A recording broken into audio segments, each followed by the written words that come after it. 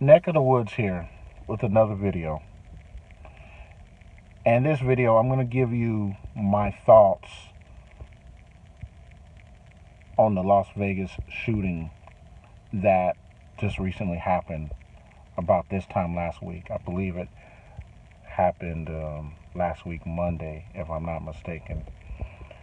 My thoughts and prayers do go out to all the victims that were a part of this massacre.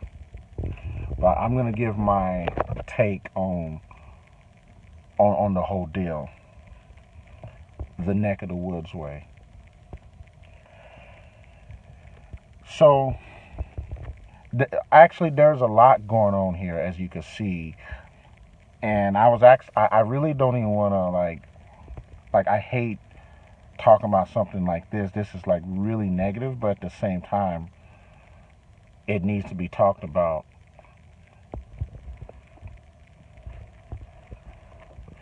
So this situation that happened, I had to gather up as much information as I could from both the news media outlets that's afforded to me, and also looking at the YouTube videos on the whole matter, different sources and whatnot. And of course, I already have my thoughts. This is basically another CIA psyop that's going on, and it was you had a lot of lives that was sacrificed, of course, and also a lot of people who were just unknowingly used and just injured as a result of this project that was done. And this is not the first time that this has happened. This has been happening, to be quite honest, ever since World War One.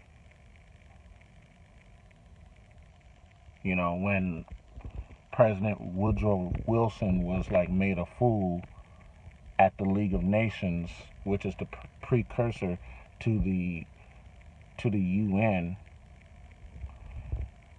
It made him look stupid, and it basically, that was like, I would say, your first real modern conspiracy.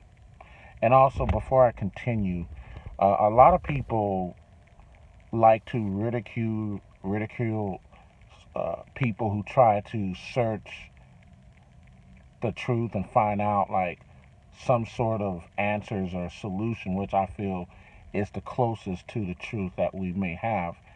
And usually these people are referred to as conspiracy theorists.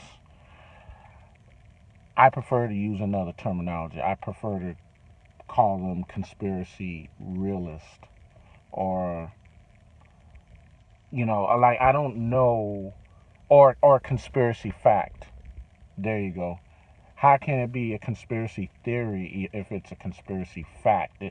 These so-called conspiracy theorists that people like to call them, they come up with different like possible answers, and a lot of the times it is facts that they come up with, and then at the end of the day their analysis is that it was a conspiracy, and then people are, oh, it was a conspiracy theorist. But anyhow, this was your typical CIA psyop. This is not the first time this has been done to the American public. You see some, we like to call these shooters, these people, like crazy. I mean, yes, they're crazy. I'm not making any excuses for them. But those people that we see that do this sort of thing, they are what you would say is a Manchurian candidate. If you've guys seen the movie, because they made one in the mid '60s, if I'm not mistaken, and then they did a remake, I think, in the early 2000s. It's basically a Manchurian candidate is a person who unknowingly becomes programmed through the CIA psyop, MK Ultra program, I believe, and also the FBI. They have their own um, similar uh, programs in which they create a monster. There's no other way to put it. So the person, I don't know if they know what they're doing or if they know what's being done to them, but somehow their programming within their mind has been reset, and then the handler just, it's like there's like a certain moment or time or when they are just released, so to speak, or they go out, and I don't think they decide that they're gonna do this. It just that they're programmed. There's no other way to put it. This is what I believe. You're gonna keep on having this sort of thing happen in the future, like in the near future. And the whole purpose of this all is so it could get rid of the Second Amendment, get rid of guns, even from law abiding citizens. That's the whole point. At the end of the day, it's all about getting rid of guns. Oh, this person has access to guns. Um, First, they're going to try and go with the mental thing, which, before you could have had like a emotional or mental problem. Well, mental problem, that is serious, but maybe even emotional, that kind of falls in line with that. Basically, it's like you might have some issues and you go see a psychologist or a psychiatrist, and it becomes recorded in your file that you went, this is like part of your medical history, and it is almost pretty much like it's going to be looked at as like a felony if you went to go see a psychologist or a psychiatrist. Me personally, I have a degree in psychology. I've mentioned that before many times earlier in my other videos. I only have a bachelor's though, so I'm not a psychologist, I'm not a psychiatrist, and I'm not interested in that. Okay, let me just talk about what I came across from gathering all the information I can about this whole massacre. Okay, so here's a lot of the common themes that I've come across. Um, it says a lot of the people in the news say investigators are still trying to find a motive. Okay, there was no motive. Okay, now I'm telling you, this is my opinion. First, I'm stating what the newscasters have stated, and I'm going to tell you my opinion. So there is no motive. He was programmed. He's programmed to do all this heinous deeds that he just did, like many other uh, nutters, lone nutters, and deranged shooters before him. There is no motive other than to fulfill the agenda to get rid of your guns. And then here's the other one. So there were a few, well, not a few, many heroes in this deal. It's been reported that there were like many taxi drivers in Las Vegas, because the Uber and Lyft haven't really taken over that market. Many taxi drivers basically use their taxis as ambulances, as this whole carnage was going on at the time. So they were many of the heroes, one of the many heroes you had out there. And then also there was a report the security guard who was closest to the gunman and had direct contact and confronted the gunman. He was shot and wounded.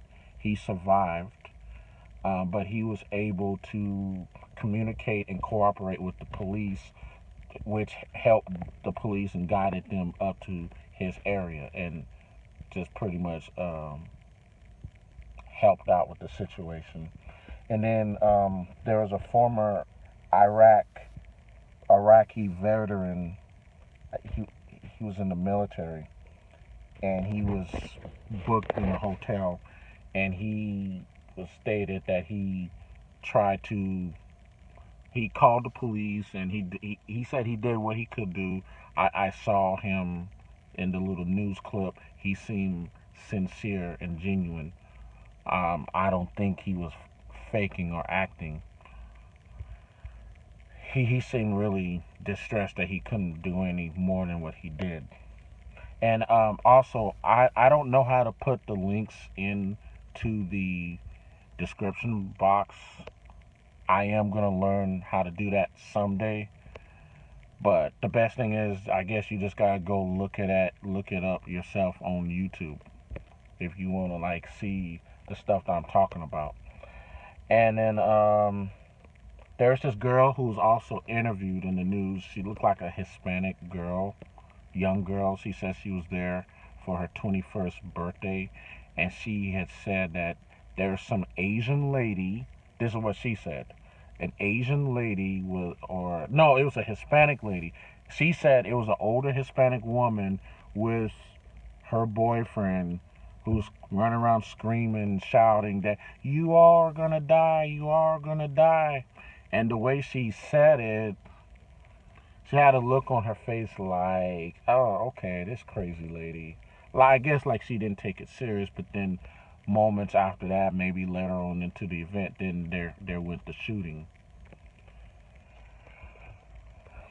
And here's some other news reports. And again, this common theme: the 32nd floor. This was where this was done. This was where the gunman was supposedly found, suicide, dead, by his own hands.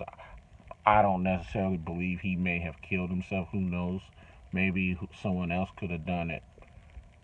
I don't think he was the only gunman. Also, I think he was the patsy. It's going to be put all on him. Case closed. But there were other people there as well. I believe.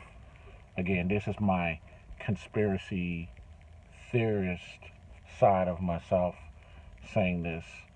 Um, but also, there's also reports in the news that is stated that there was other gunfire coming from like either the fourth floor or the seventh floor. I don't think they're even sure on which floor it came from, the other floors, but they said there was like other like gun fire that they noticed from the fourth and seventh floor, one or the other. Also, there was 16 guns found in the gunman's hotel room, and there was an explosive ingredient. I think they called it ammonium nitrate, which is like it helps accelerate fire and explosiveness. And this is what's been reported. Now, my question to all of this, and there's many other questions out there that people could probably ask concerning this matter. My question is, okay, well, this is Las Vegas, so it's a very secured city. It's like one of the most policed cities ever. Cops everywhere, most security carry guns themselves. How could this single, when I say single, this one gunman by himself carry all these guns that was found up to his hotel room? My other question is, like, what was the purpose of all this? Was there only one gunman? I don't think so. I think that there had to have been at least three, minimum. And this is just some of my thoughts on this Las Vegas shooting thing. I may even do, I don't know, I may do a follow up video as we find out more. But that is all I got to say on this matter.